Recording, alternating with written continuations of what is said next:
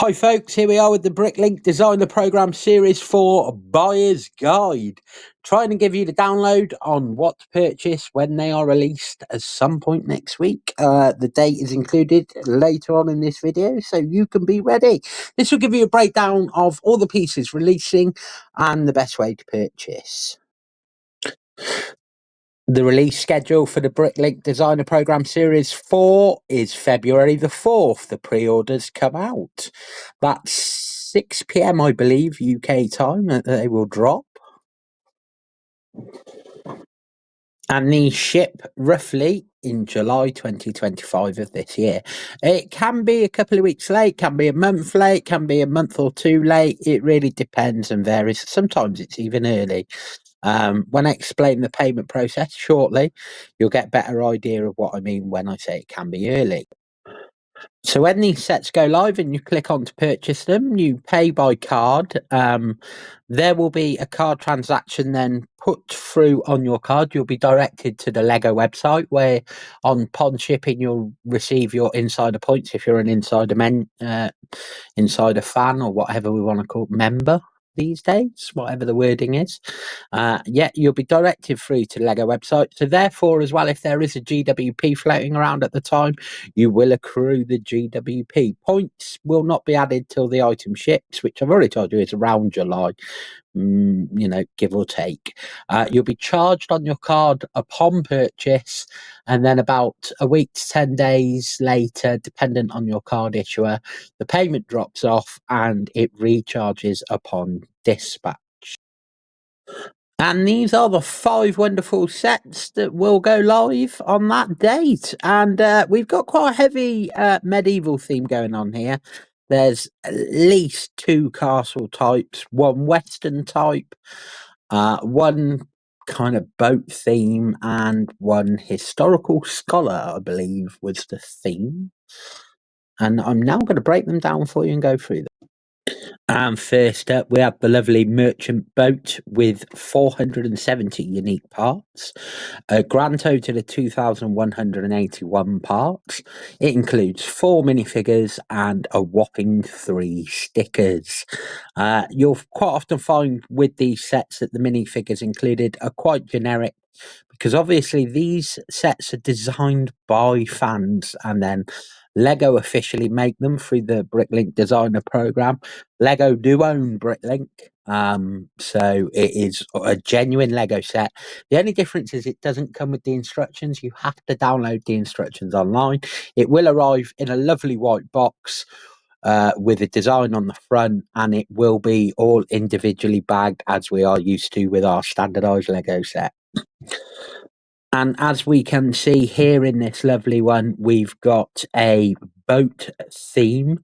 It looks like a modular boat to me. It's split, so the roof comes off and then there's a middle floor and the ground floor, the basis of the boat. Seems to be a traditional style boat with a spin wheel to power it along. And there seems to be a couple of animals, a parrot and a dog I can make out within the picture.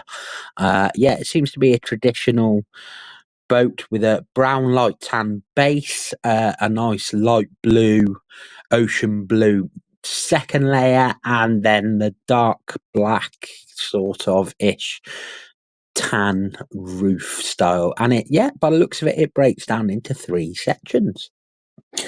Next up is our Wild West train, consisting of 429 unique parts, 3,192 total parts. Quite a big set, this one, but it does have a whopping great 12 minifigures. And by the looks of it, it's going to be heavy on the stickers as well, I'm afraid, folks, with 17 coming in there. The height of it is 25.7 centimetres. The width is 104.4 centimetres. And the length is 27.3 centimetres. So it looks like it's going to be quite a long one, this one, folks. And as you can see here, we have it broken down into the train, into sort of a 4-piece different carriages.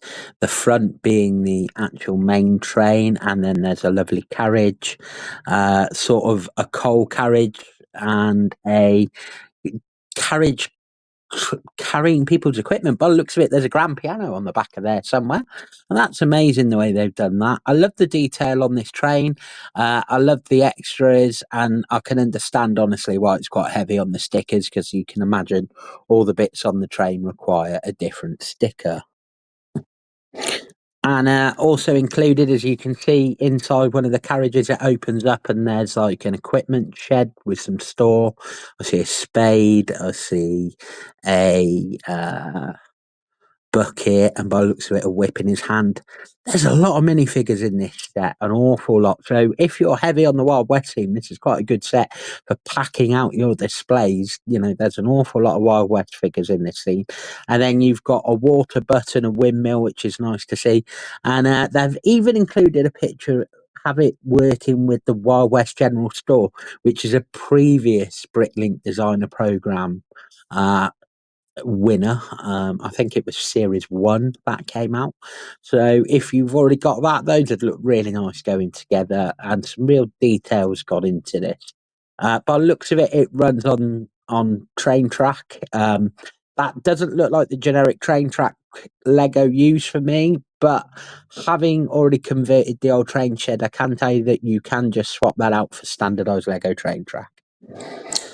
And probably one of my heavy favourites in this series is the Medieval Seaside Market, coming in with a whopping great 454 unique parts, 2,560 parts, quite a big set again. A good number, 9 minifigures here, and retailing at £199.99p. There is a limit on all of these sets. You can only order 2 of each set, and that is to stop scalpers and flippers. So be thankful of that Lego are trying to protect it to some extent. I say to some extent, some people will probably feel they should go further. The dimensions for the original version of this, I'm not going to go through the dimensions on this one, because as you'll see when I get onto the next bit, it varies, because you can change it, you can swap it, you build it how you want it. And like I said, you build it how you want it. So it's a seaside market front, looking like Lion-Knight's Castle standard theme. That'd go really well with the Lion-Knight's Castle. If you've already picked that one up, you're lucky. That is on my list. I know it's due to retire at the end of this year, so I really need to get a shuffle on with that one. And yeah, it looks like this castle bit is completely modular. It breaks down into so many different pieces, and you can chop and change it how you wish to build it. You can move parts around, put them in different places, and we've got a front view of it as well, so we can see how it looks from the front. And then the multiple minifigures, they look quite generic, but we've got some town folk in there, and we've got some Lion-Knight's Castle folk, so that's really quite nice. A lovely set, this one, and it's nice to have something different from the castle theme. Having the seafront makes a nice change from things that we normally see.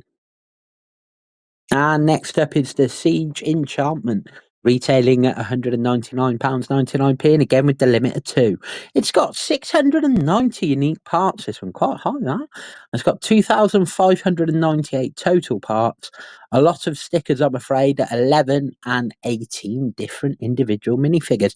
Now, this one's very, very different for the castle theme, because it feels just like a bit of castle add-ons for creating scenes rather than an actual castle or an actual fort or something along those lines. This just feels like it would be at home in any castle theme.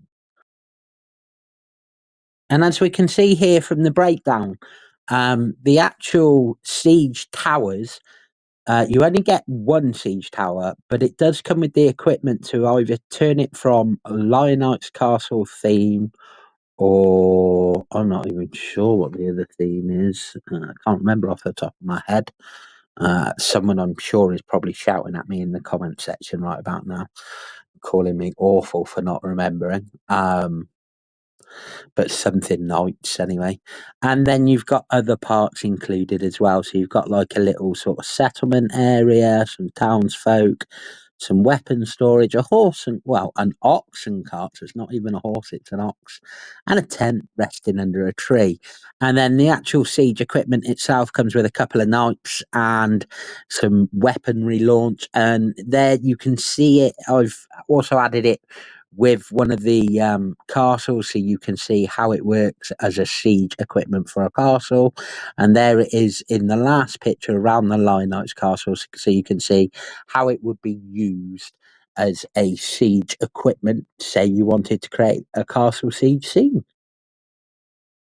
And then finally, last but no means least, we have the historical scholars. Riverside Scholars is the official name.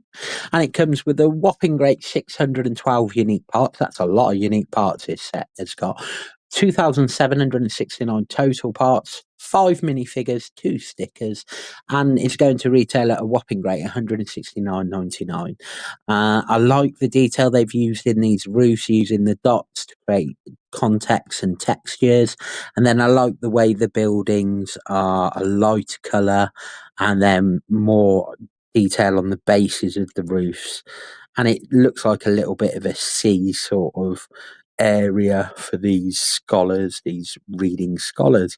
The height and the weight and the length are all there for you to see and decide whether it's the one for you. So this one is a open back. It's not a modular. I'm sure it won't be long till someone starts messing around on Rubricable though and making it a back. And as you can see, you've got different floors with different things going on. This is the Riverside Scholars, so there's obviously a library on the second floor, and then all the different details in the different rooms you can see, and then the cross over the bridge. This will work really well with the Riverside House and I believe a windmill of some sort that's previously been in Bricklink Designer Programs, adding those to those other buildings, already beginning to make you a scene. The 5 minifigures are displayed there. Nothing absolutely rare or special, but that's what you get with these Bricklink Designer Programs. I mean, minifigures are something that tend to be generic because they need to be available for the person to make for you. And yeah, that's the Riverside Scholars, folks. Let me know what you think. Let me know what you think of the purchasing. Let me know what you're going to be getting on release day, and then begins the long wait. I'm afraid you'll be waiting till July for these to be shipped. I know. But I can tell you, having had some of these in the past and having built some of these in the past, it's normally worth the wait because you forget about it and then boom, it arrives and you've got a lovely brand new Lego set that's quite hard to find, ready for you to start building.